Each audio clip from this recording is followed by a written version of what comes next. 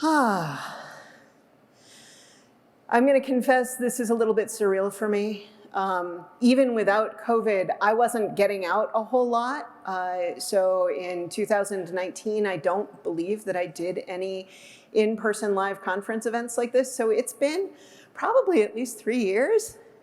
I'm a little nervous. So I hope this all works for all of us. But it is so good to see you all in person, and I'm so grateful to be here and to see you. So let's talk about feedback. Where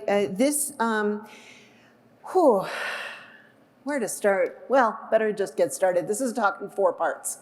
First, we're going to talk about the nature of feedback in sort of an abstract way. We'll go through that fairly quickly. Then we're going to talk about software and how it applies to software. Then I'm going to tell some cautionary tales, and then I'm going to bring it home. So talk in 4 parts. Let's start with just what is feedback. It is the simplest thing in the world. You do a thing, you see what happens. You get empirical evidence that tells you if the thing that you did had the effect that you intended. And the empirical evidence part is the super important part of that, because opinions are not actually feedback if they are not giving you concrete information about the effect of the thing that you did. Now, we have a lot of very fancy ways of talking about feedback loops. There's the Deming cycle, plan, do, check, act. It's just a feedback cycle. We plan what we're going to do, then we do it, then we check to see how it went, and then we act on the information that we got.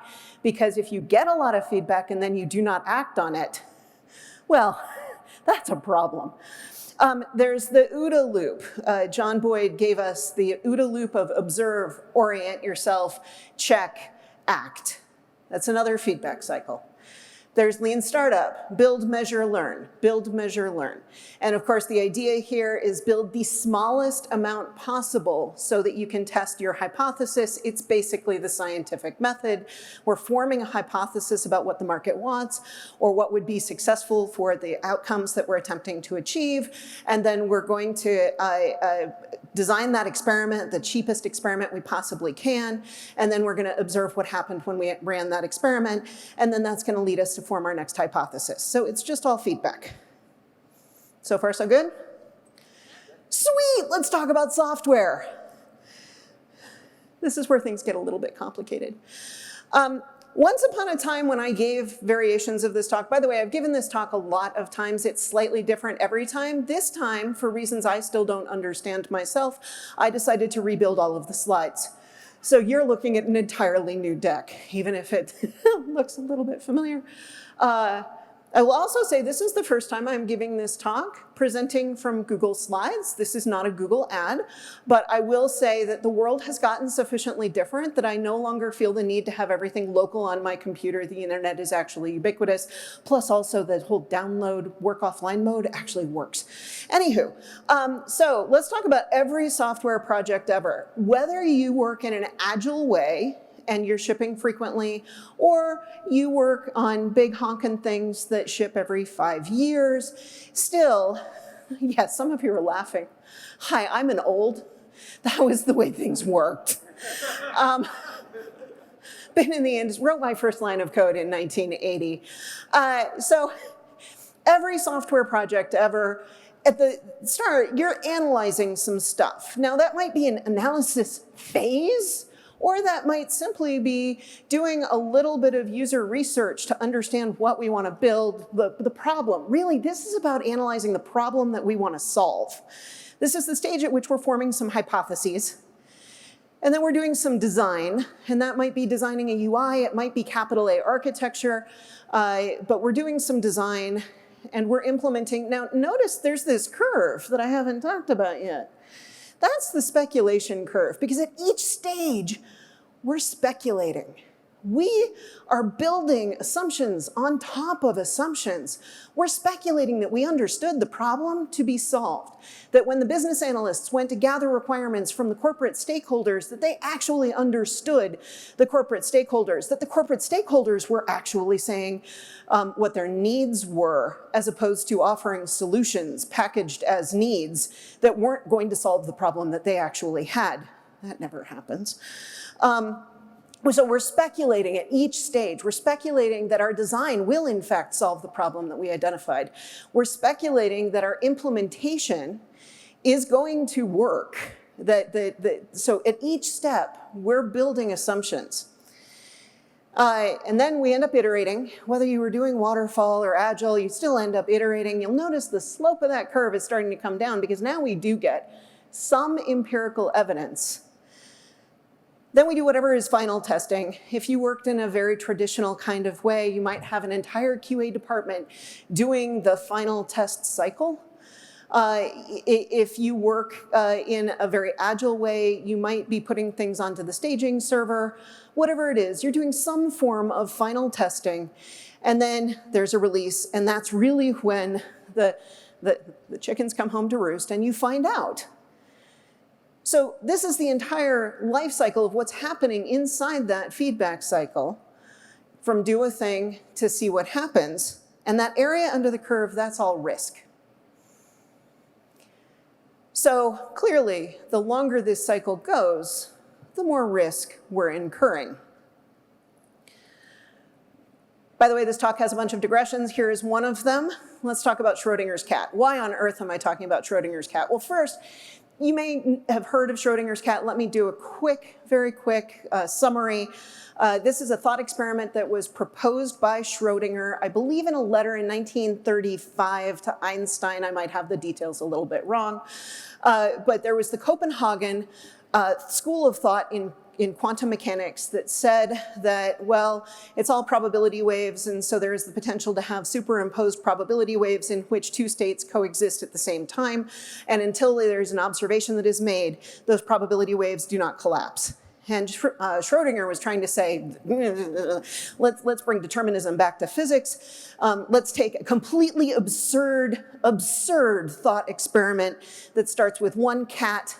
We have a box. It is a sealed chamber. Said sealed chamber has some poison gas or cyanide gas.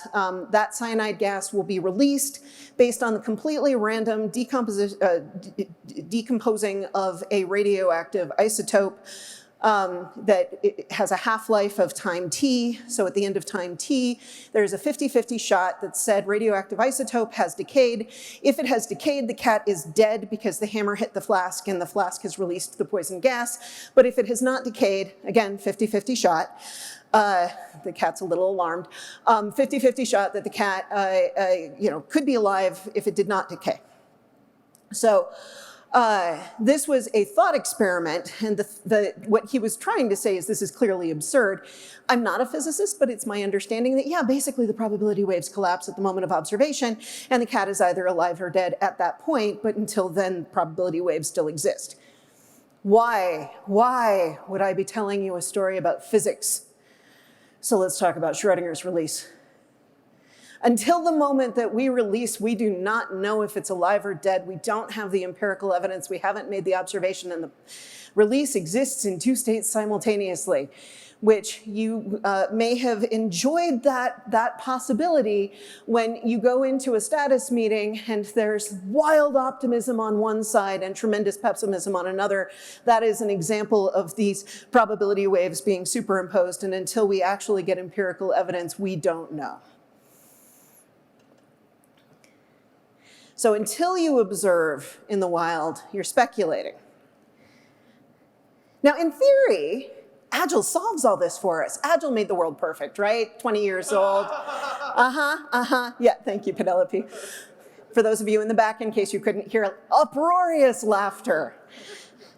So let's talk about Agile. There's a lot we could talk about Agile, and I'm not going to. I just want to focus on one aspect of it. In theory, you're shipping very frequently. And in fact, in my experience, that when we do all of the disciplines of Agile and do them well, we're able to ship with confidence much more frequently. And in those circumstances, what happens to that risk curve? It gets so much smaller.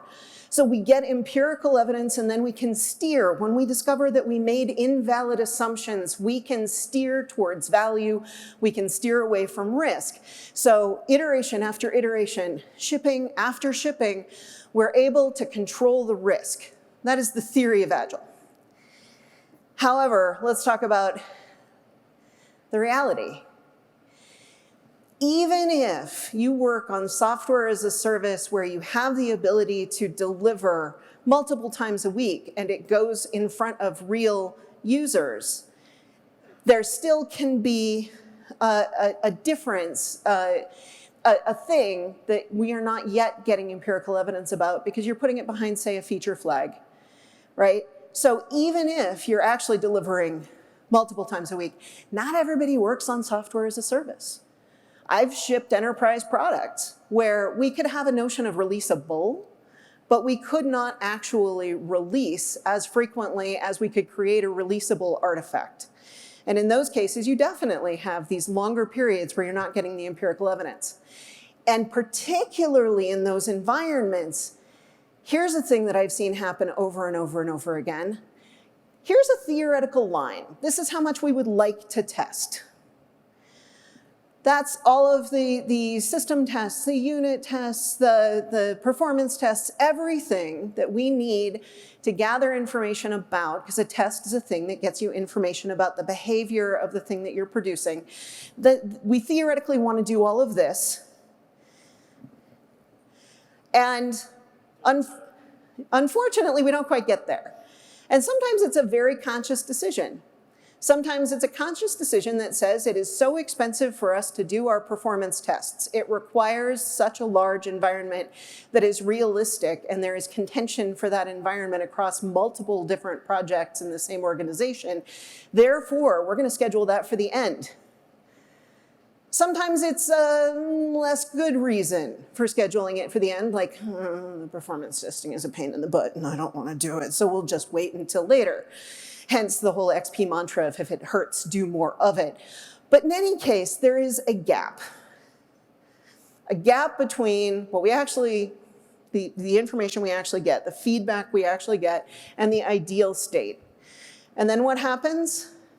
Iteration after iteration, we're delivering, and there's that gap. And what does that look like?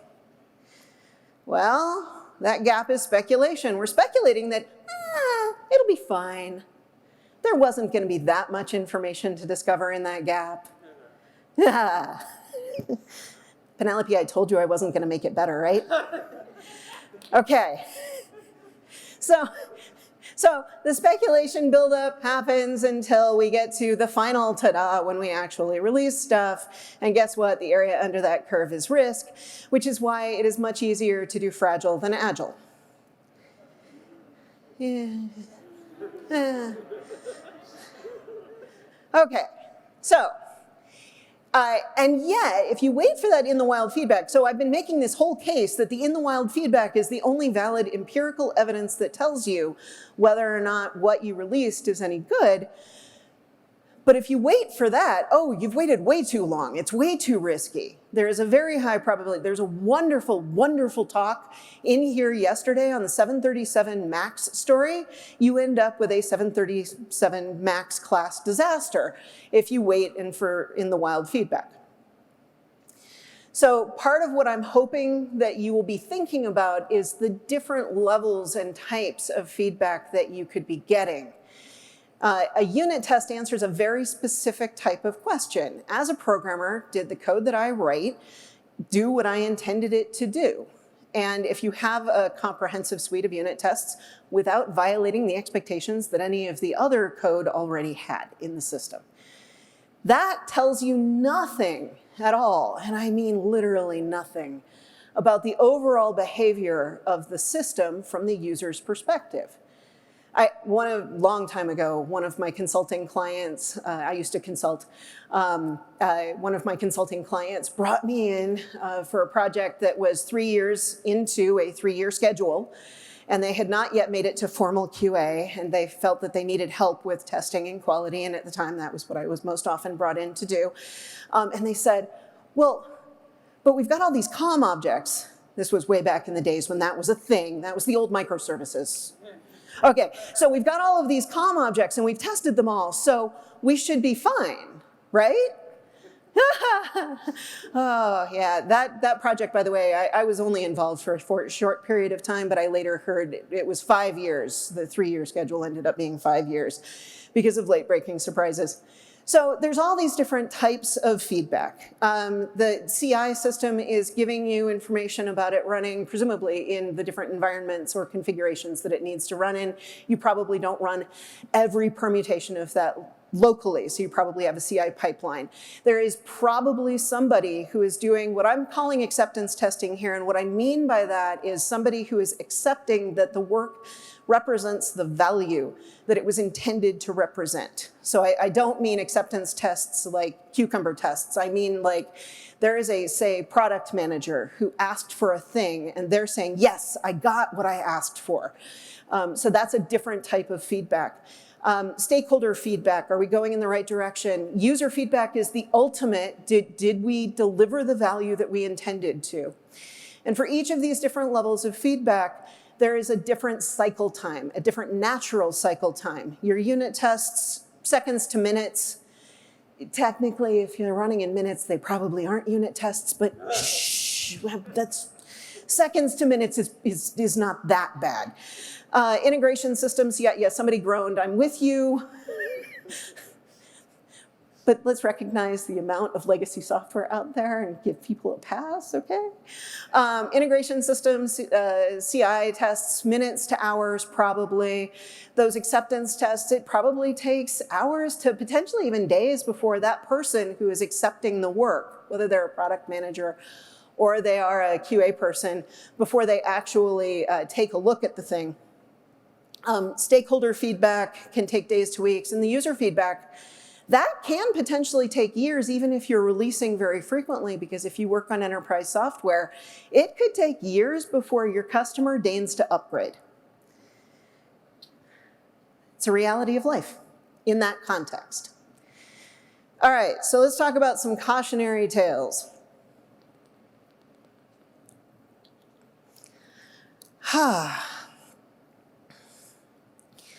But wait, first a digression. That is a fruit fly. Anybody know why I've got a fruit fly on my slide? Short generational lifespan. They are awesome for science experiments because the generational, the lifespan of a fruit fly is like 50 days or something, but you get new generations every 10 to 12 days, give or take. So you can do longitudinal studies with multiple generations in the span of weeks to months. Sweet! Hold that thought. Let's talk about code reviews. So this is a cautionary tale of a team that I was involved with. At the time that I got involved with this team, this project, this was their process. It was fairly traditional. It's one that you see in a lot of places. It was a pull request based process. A lone developer, developer, writes a whole bunch of code. This was in an environment where individuals were incentivized to push their features through. That's how you got a promotion. Individual ownership of things. So the lone developer would do all of the brilliant work, and then when they felt that they were ready to have their thing reviewed, it was at that point a whole thing, they would run the tests locally. That took about an hour because it was all of the tests and the tests were really slow. And then they would check in on a branch, and this was a Gerrit-based flow. I am not here to bash Gerrit. It is a tool. If you are in an environment where you need something that automates the workflow of pull requests, code reviews, I actually know nothing about how it is now. This was years ago. It is a tool, but I will also tell you, this is a preview of what's coming. I took tremendous pleasure in ripping Gerrit out of this process. In any case, you check in on a branch. CI would then run a set of unit tests taking about 10 minutes, and then your pull request is now sitting in a queue, waiting for somebody to approve it. And in this particular organization, there was a hierarchy. There were people who were so junior they only had the ability to comment on PRs. There were people who had earned a +1. They could give you a point, and you needed to get 2 points, so you could get 2 of them, or you could get 1 of the very few people in the organization who had been ordained with a +2. Now, as you might imagine in an environment like this, who you knew was kind of the whole thing. So if you were one of those +2ers and you needed your code reviewed, you just kind of nudged your buddy and they would do the code review and your code would get in. And if you were low on the totem pole, so to speak, I'm really sorry I used that phrase. In any case, if you were of lower status, your PR could wait for a very long time, especially if it wasn't considered critical, which is why one of the saddest stories that I took away from that particular experience was a junior developer who expressed to me her tremendous frustration because she had a very small, like, couple lines of code change that she couldn't get in for an entire week. And during that week, there were other commits that were getting merged. And so she was constantly rebase, rerun all the tests, resubmit the PR for an entire week for a few lines worth of change. She didn't get anything else done that week. How incredibly demotivating. Worse, that meant that she had fewer opportunities to get code merged because through no fault of her own, she's waiting for somebody to get around to deign to review her PR. Okay, so then it would merge to main, CI runs the full set of tests. This was the entire set of things that had to happen to get a change all the way through. And that process could take a day if you were one of those +2ers who got to kind of jump the queue, but it could take potentially weeks. And in fact, at the point where we turned off Garrett, there were still PRs that were sitting there that were essentially abandoned. They were stale, nobody was gonna go through and update them. Whatever changes they represented either got lost in the sands of time or got subsumed, had been made in some other change that did get pulled in. So we made a change. We made a process change. Now I will note that the only reason this process change was possible was that we had support all the way from the top. This was not a universally popular change. There was support at a grassroots level for this change. There were people who were so happy and grateful that they were going to be able to move faster, but not everybody felt that way, and I feel I need to be honest about the fact that this was not universally popular. I still, in hindsight, this all was happening many years ago, and in hindsight, knowing how the rest of the story then evolved, this was the right decision because we were able to go so much faster after that. We were able to introduce so much more innovation. The process went to, okay, we don't do PRs, we pair on code. That's how you get another set of eyes. We all agree that it's a good and healthy thing for this project to have multiple sets of eyes on things. Furthermore, what's not represented here is we practice collective code ownership. A team owns the code base. There is no my feature, your feature. And consequently, since we're pairing and we're rotating pairs frequently, everybody ends up touching that code. So you're getting more than 2 sets of eyes on any given thing over a long period of time, but 2 is enough to get it merged into the code base. For local tests, we only run the fast tests. And yeah, they took 10 minutes. So yeah, they technically weren't unit tests. But that was so much better than sitting there for an hour waiting for your tests to be done. So the fast tests we run locally, then we check in, we lived on main, we merged to main, and then CI would run the full set of tests. And yeah, sometimes stuff broke, and then we would fix it. But because we were working in tiny, tiny increments, fixing was pretty quick too. And so now we could get changes in minutes to hours before they got merged in. So when you think about your process and the latency that it introduces, the wait states that it introduces, remember the fruit flies.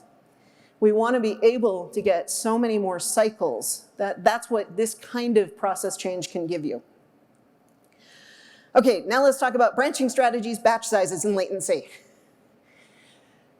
My personal preference is to live on main. I recognize that's not possible for everyone, but if you are able to do this in your context, It means that, yeah, if you're using Git, that local copy that I have is essentially a branch, but I'm making a few changes, get to green, make it clean, and then check it in. Everybody else is doing that as well. And so at any given moment in time, the amount of inventory, work in progress, that's sitting out unchecked in is a fairly small amount. So we don't get a whole lot of churn. We certainly don't have the experience that that poor junior developer, who incidentally wasn't actually that junior, that was just the status that they had been given. But that poor junior developer had of waiting an entire week to get something merged because of the amount of churn that was happening. Anyway, moving on. Feature branching, also very common. I am not here to argue with you about whether you should live on main or should do feature branching. There are trade-offs, there are good reasons to do both. It does introduce the challenge that now you've got larger batch sizes, and so you can merge less frequently. And so if you notice that although this looks like a nice, neat little diagram and it feels all warm and fuzzy, that it's not quite that simple. And the way that that shows up in this diagram is if we flip back and forth between the two, we can see that we're getting fewer merges to main. So that means that the generation cycle, that life cycle is that much longer. And that introduces, what do we know about that? Area under the curve, risk, more risk. So far, so good? Okay, that was all the background to the cautionary tale. Let's talk about a process that I do not recommend anybody, anywhere, ever do under any circumstances. But in this organization, and I have to confess, I did not see it at the moment that it was happening. My involvement happened some number of months later. I came in and I was still hearing the echoes of the screams of pain from this particular situation with a long-running team branch. It started off simply enough. We have a main, and the organization had decided, for reasons that I am sure made sense at the time, that every one of the teams would have their own team branch. I understand that in hindsight, this does not seem like a good idea. I'm hearing some of you laugh, but I am willing to believe that they were doing the best they knew how, given everything that they knew at the time.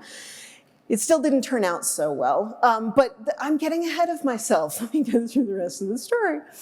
So, and now the team is treating the team branch kind of like you would treat main in a feature branch scenario.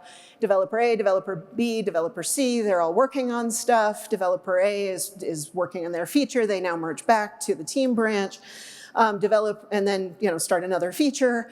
And then, of course, in the meantime, main is changing, and they did have a plan for rebasing off of main onto the team branch. But it was way too easy for a developer to just ignore everything that was, I'm really sorry, you're clearly having a reaction to this. It was,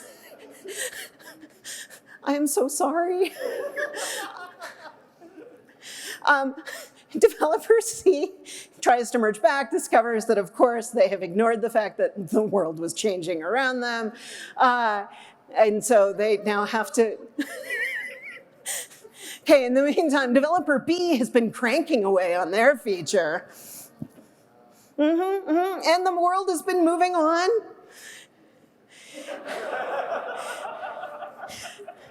This is, in fact, what happened. The really sad part is an entire team threw away 6 months of work. Can you imagine? Oh, I'm really sorry. I'd better move on. Some of you are having very strong reactions. Let's talk about test pollution. Oh, it's not getting better, is it? I warned you. Did I not warn you up front? By the way, RSpec is lovely. Thank you so much.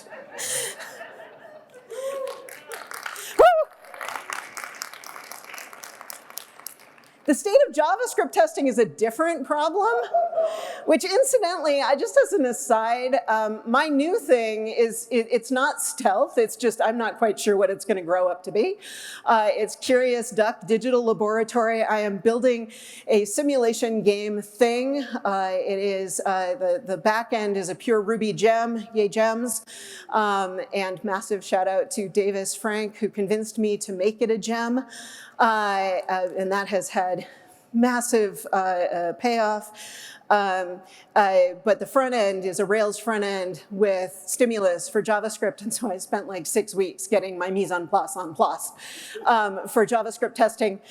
So incidentally, if anybody wants to talk about that stuff, I'm happy to show you what I've done, get your feedback. That is actually not the point of the test pollution, although there is a reason why I am mentioning this, because we'll talk about it with pollution. First, let me explain what I mean by that. Now, your feedback cycles, the information you get back can be polluted in a variety of ways. What does pollution mean? It just means that we don't trust the information that we're getting back. If you mix opinion in with empirical evidence, you now have a polluted stream. That's one example of pollution. Another big source of pollution, let's see if this feels familiar to y'all.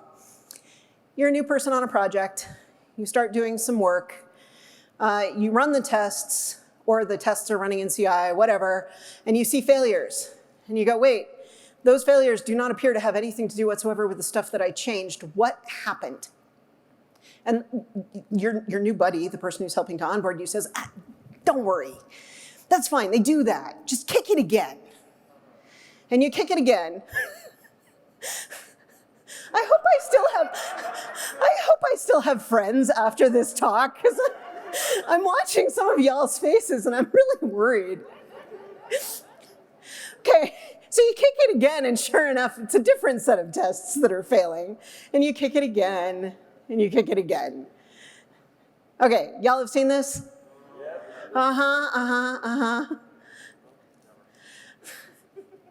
So,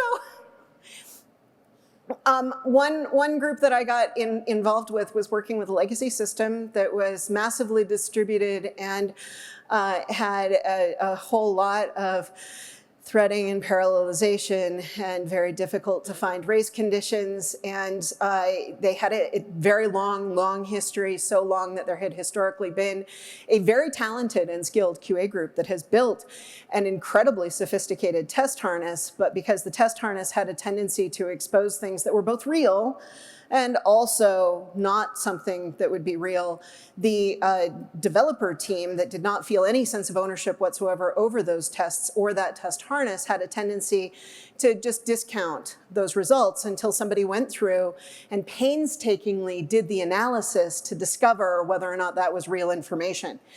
And in this environment, we attempted to reduce our cycle time, which meant developers had to own the tests, but developers had no intention of owning that set of tests. But that set of tests was the only set of tests that was giving us real information about the system. So as we reduced our cycle time, we ended up increasing risk. And at that point, I was responsible for the group. I've held all sorts of roles, and in this case, I was a VP of R&D. And I did a really terrifying thing. I pulled the big red cord. I said, we're not shipping any more features until we clean this up. And I had expected that it would take a few weeks of a concerted effort with everybody, all hands on deck, everybody cleaning this up. I was wrong. It took months. And I held my ground. And I'll just note that even in the level of authority that I had within that organization, it was a scary thing. It takes an enormous amount of intestinal fortitude to say, no, we're not going to write new features until we can trust that our tests are giving us information that we can believe. It was not a popular decision with sales. What a shock. The product managers, who incidentally reported to me, they were not happy with me. The developers who reported to me were not happy with me. Some of them were, but some of them were just of the opinion that this was unfair, that they had to clean up this mess that they hadn't made, and that they would much rather be developing new features. And so this was not a popular decision, and yet our customers and a support organization needed me to make that decision, because we were shipping objectively worse software with every increment that we delivered. So this is a very difficult situation. That is the cautionary tale, by the way. If you don't clean it up while it's a small mess, if you wait until it's a Superfund site, you're gonna end up in a situation where you have to make the excruciating decision between stop the line and don't do anything but clean up the Superfund site, or be at a very serious risk of shipping a product that frankly doesn't meet the value proposition that it's supposed to. Okay, so then, and I noticed that I'm running a little short on time, so I will tell the abbreviated version of this cautionary tale. What happens when you have both pollution and you have delayed feedback cycles? And that was this project. I was again a VP, and I had a peer who was another VP who came to me and said, "What are you doing?" "What do you mean?" "Well, your group theoretically ships software and has been unable to ship software, so your group isn't doing what your group is supposed to do. What are you doing?" Now, I knew we had challenges, but let's just say that that was a galvanizing conversation in which I decided it was time for me to understand in depth. So I started asking, and we ended up, I interviewed a whole lot of the individual contributors who were on that project. We would stand in my office and I would ask them, help me understand again, from the moment that a developer has something ready that theoretically is ready to ship to the moment that we actually ship it, what do we do again? Tell me again. No, tell me like I'm 5. And we mapped out collectively through the series of conversations, some of which happened one-on-one and some of which happened in groups. We ended up with a diagram on my whiteboard that lived there for months that showed the pipeline, and it showed the following information about the pipeline. So the first stage was there was a build step. This was shipping enterprise software. First stage is there's a build step, and then some set of fast tests run, and then if that's green, it goes on to the system tests that were in a fan out across multiple configurations and environments, as you do. And then there was a final packaging step of some kind. So basically 4 stages. And okay, well, how long does each stage take? That first build step, a few minutes. Some of you are laughing in anticipation. That first step takes a few minutes. The second step takes a few minutes. That third step, that could take anywhere from 4 hours to over 24 hours. That's a lot of variation. Why? What is different between the 4-hour runs and the 24-hour runs? Well, it turns out what I learned, and it took a long time because nobody had ever really looked at this in this particular framing in this way until we all got together, because everybody had one piece of the puzzle and we were assembling a jigsaw. But the spoiler is the reason ultimately that the things sometimes took a lot longer was because we were waiting for a lock on an environment in a pool of very restricted environments. And there was a fair amount of, at the peak of activity right before a theoretical release, there would be a lot of contention vying for one of those coveted locks on those environments. So there could be a very long wait state. So that is the delayed feedback piece, right? That thing was causing a wait state that could be variable length, but end up being very, very long. Okay, so the next question I had to ask was, well, how often are things failing? And let's talk about pollution. Why are they failing? When tests fail, have we learned anything new, or were they failing for spurious reasons? And well, the build never failed. We always got something out. Whether or not it worked was a different question, but the build never failed. The fast tests almost never failed. The failures were mostly occurring in the system tests. And they were flakes. We had a burgeoning Superfund site. So the solution to this, incidentally, we had gotten to the point where we were just wedged. We, kind of like a car spinning in sand, we were struggling to ship. And so the solution ended up being to focus on doing 2 things. One was to reduce the amount of time that the tests took and to reduce the wait states by trying to increase the number of those very coveted environments that were available. But also reducing the contention by reducing, because it turns out that when the tests fail, that thing ends up going through that whole cycle again, so that increases the amount of contention for those locks. So we needed to reduce the flakiness in the test suite until the point where when it failed, it was telling us something real. So if you are facing a potential Superfund site, here are some strategies that you can try. One is to just separate the streams. You've got blocking and non-blocking. Caveat, This only works if you trust that you have sufficient coverage in the blocking tests to tell you whether or not, to tell you about the risk in the software. That was not the case in the story that I told of the massively parallel. We didn't have enough test coverage. We did not know what we were shipping. We were definitely shipping Schrodinger's releases all over the place. If part of the reason why flakiness is persisting is that sense of tragedy of the commons, that nobody feels a sense of responsibility or ownership, or maybe even agency to clean it up, getting cross-team partnerships going can help tremendously.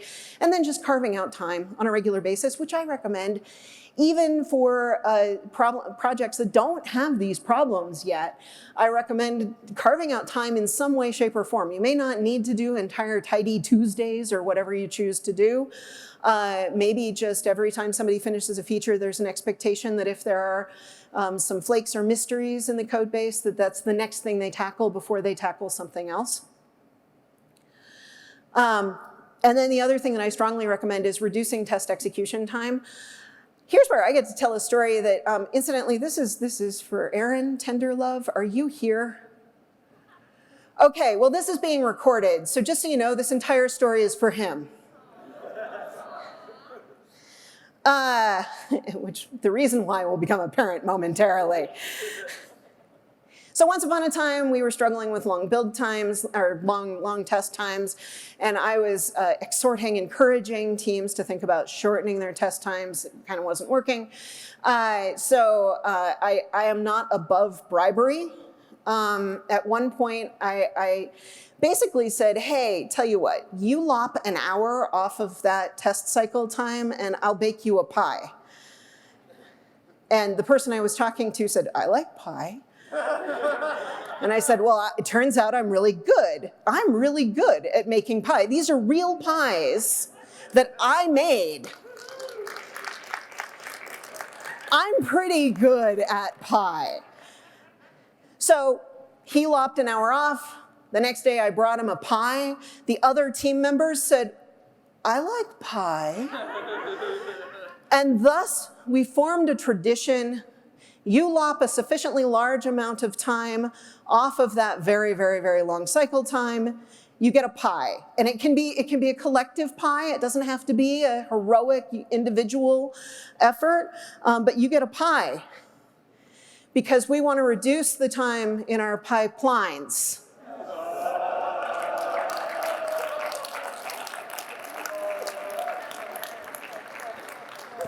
You now see why this was dedicated. Anyway, let's bring it home. Healthy feedback loops. The things we have been talking about have to do with seeing to, so to see to the care and feeding of your feedback loops. You want to make sure you keep them tight, keep them short, watch those wait states, make them as short as you possibly can, given the context and those constraints, therefore, that you live within, but attend to the time in the feedback cycle. Think about the fact that you have these multiple levels. Too often I have had developers argue with me that unit testing is a waste because it's just going to get tested at the system level anyway, so why bother? I'm so glad I'm speaking to a community that doesn't buy into that thinking. Modulo JavaScript, which we can talk about separately. And then keep them clean, keep the pollution out of your feedback cycles. And I want to introduce you to one more feedback cycle. This is yet another one, should look very familiar. It's kind of like the others that we talked about, but this is the Kolb learning cycle. It turns out that experiment, experience, observe and reflect, and then abstract the lessons learned. That is also a feedback cycle. So in short, every feedback cycle is a learning cycle, and the more of those feedback cycles you get, the more you get to learn. Which is why I say there is no failure, there's only learning, but I'll also tell you that there are some weeks when I do a lot of learning. All right. I am down to 55 seconds on the clock, which means that I don't think we've got time for Q&A. I am here all day, though. Love to talk about this stuff. Would love to talk with y'all. Thank you so much for having me. And thank you for laughing at my jokes.